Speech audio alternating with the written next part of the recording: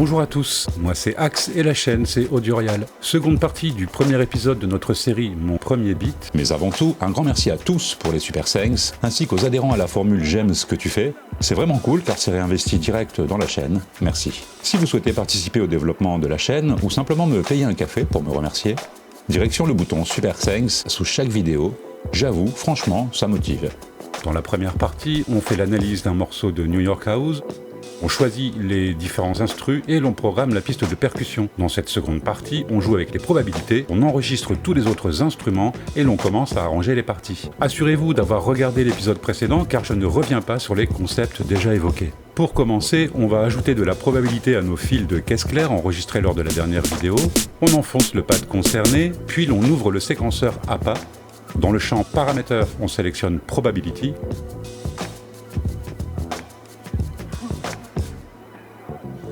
Et l'on vient jouer avec la tirette des frappes enregistrées.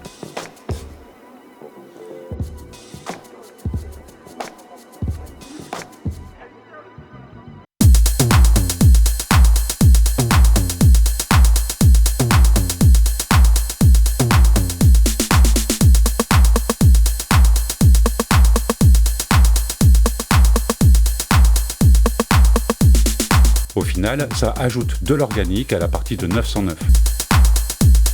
Allez, on va faire pareil pour les charlets fermés.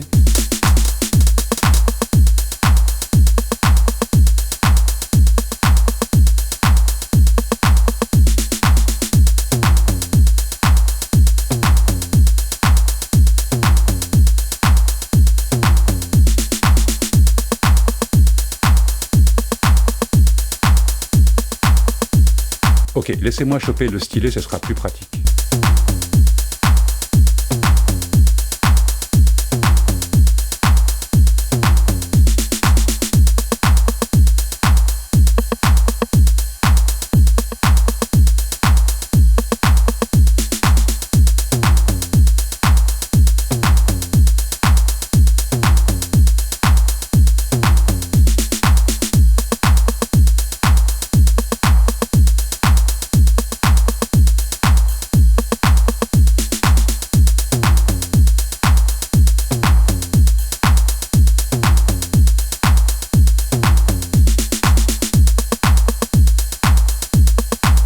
Maintenant, on se concentre sur les instruments et l'on commence avec les accords de piano en piste 4.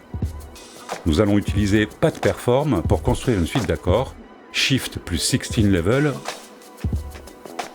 ou double appui sur cette dernière pour afficher le mode Pad Perform, puis Progression, et l'on sélectionne la banque de progression, par exemple Gospel 7.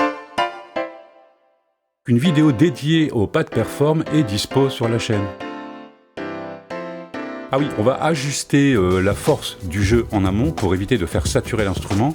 On garde Full Level enfoncé et on tourne la molette pour atteindre la valeur souhaitée.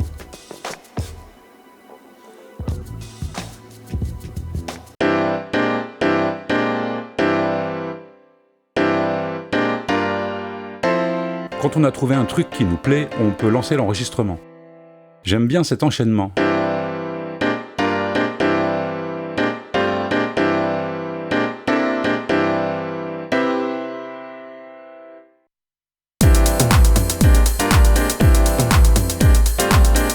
Avec le décompte activé, je fais Rec plus Play Start, puis je rentre mes frappes / accords.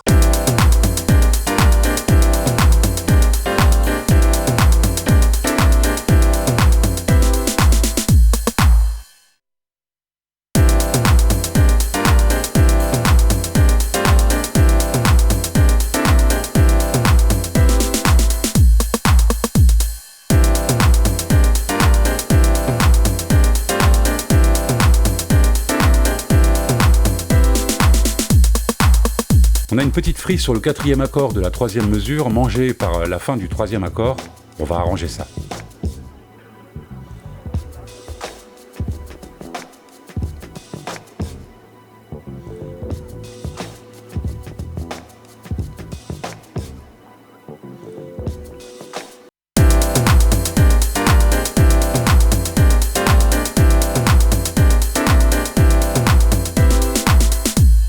Je vais ajouter un petit ornement avec le dernier accord de Do majeur 7 en détachant chaque note et en abaissant la force du jeu.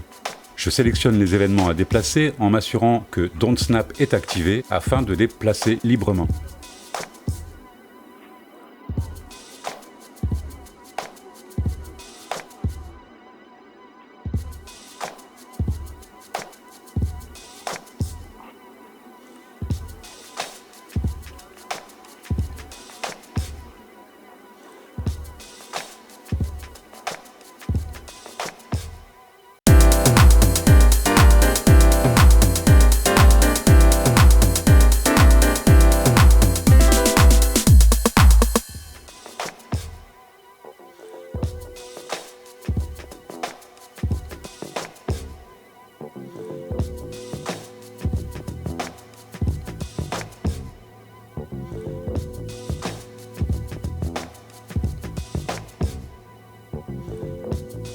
Ensuite, je sélectionne toutes les notes de cet accord et je viens abaisser la vélocité en touchant Automation avec Velocity sélectionné.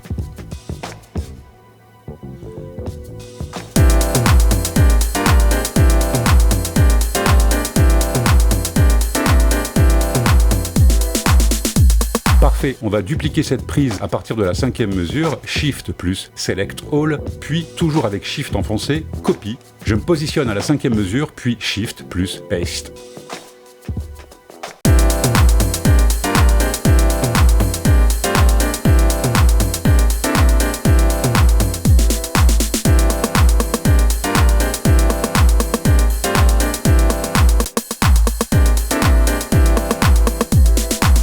Au final, je vais remonter légèrement la vélocité de l'accord détaché de Do majeur 7.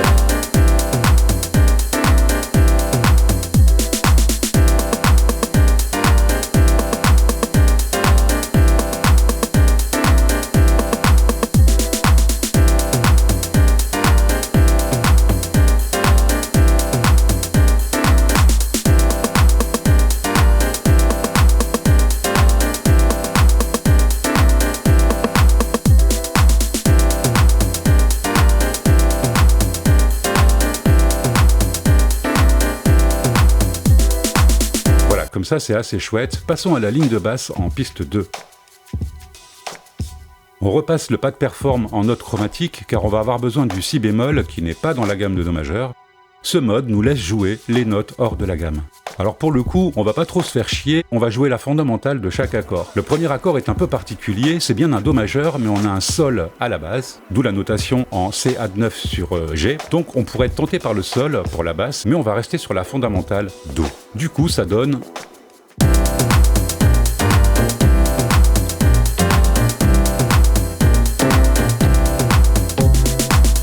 Ok, on peut enregistrer.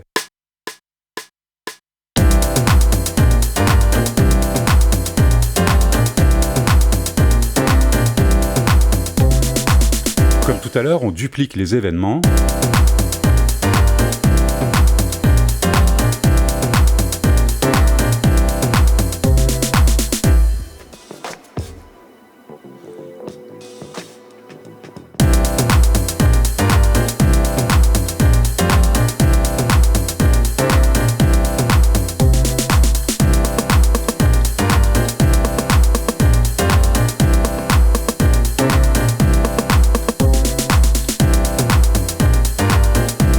Pour tempérer un peu le propos dans certains passages du morceau, je vais créer une ligne de cordes avec deux accords de Do différents. On va reprendre le Do add 9 sur base de Sol de la ligne de piano et le Do majeur 7 typique d'une certaine Deep House.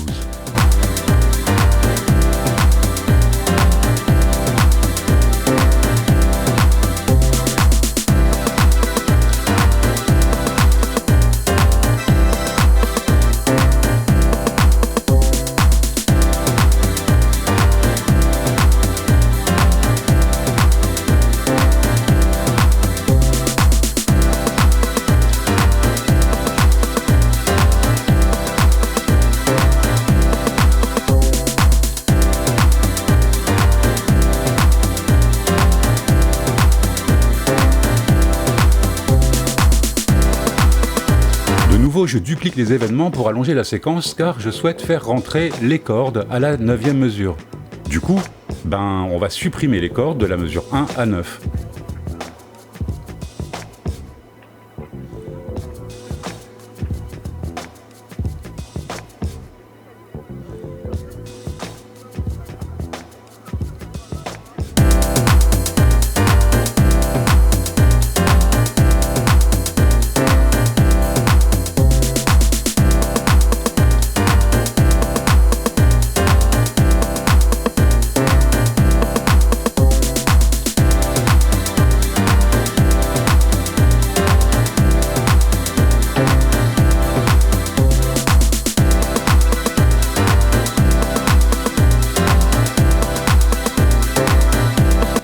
on a déjà une bonne base.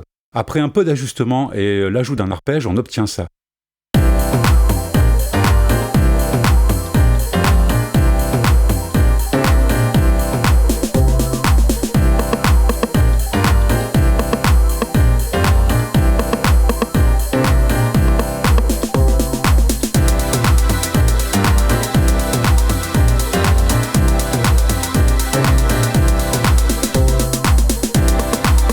On a donc écrit notre premier thème. Je ne vais pas répéter les opérations pour les deux autres thèmes, vu que ce sont les mêmes, donc ça risque d'être redondant. En revanche, on va tâcher de voir ce qui s'y passe.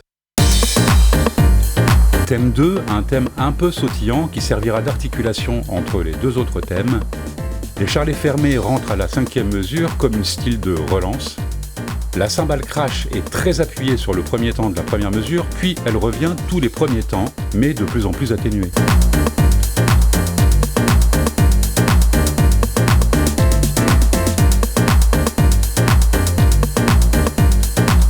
La basse seule,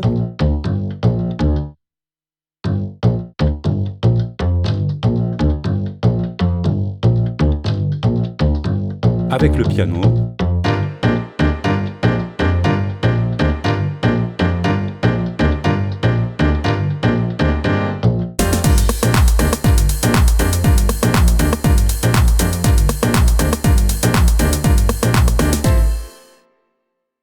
thème 3, mon préféré.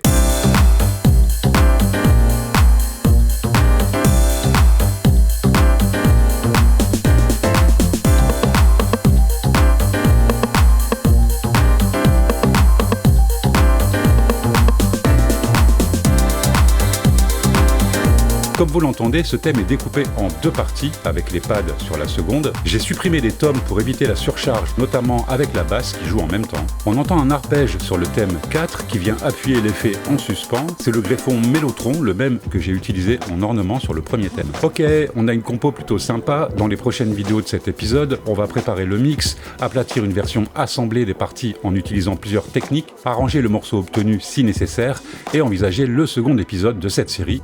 Ça vous laissera le temps de me faire vos propals en commentaire. En attendant, bon son à tous.